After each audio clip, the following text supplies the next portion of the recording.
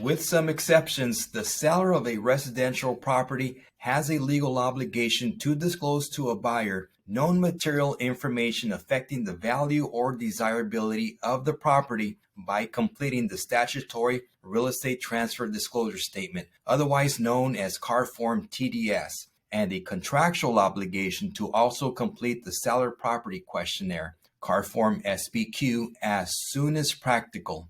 If we TC your files, you already know that we like to get this going soon after you start marketing your listing. Also, because of new laws passed in 2021 regarding properties in high fire hazard zones, we are now ordering the natural hazard reports ahead of time. The problem is that some listings today compared to last year are taking longer to sell, and there could be some changes to the disclosures that have been completed by the seller.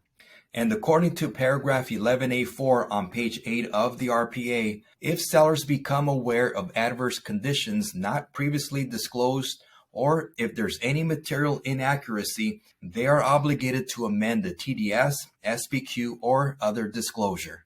Now, I know what you're thinking. Why don't we just wait to get these completed after an offer comes in?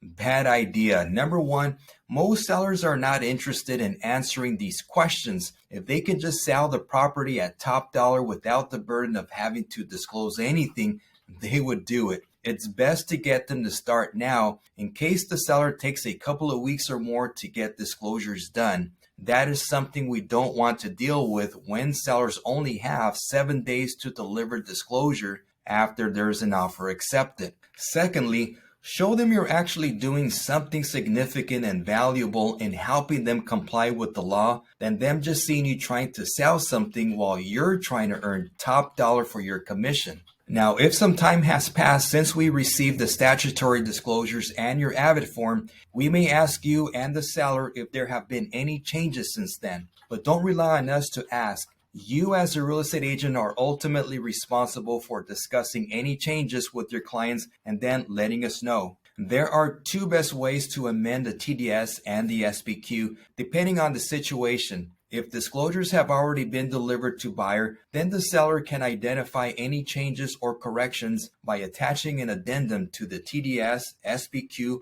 or other disclosure. Make sure to identify the disclosure that needs to be changed by form name and paragraph number, and make the modification in a clear and concise manner.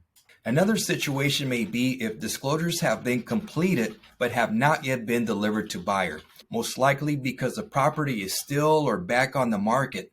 Most of you know that we invite your sellers to the Glide platform to complete their TDS and SPQ. If that's the case, then all the seller needs to do is log back into their Glide account and modify any answers that need to be changed. Once done, it'll generate a new TDS, SPQ, and we'll be happy to help obtain seller signatures again once you approve the changes made.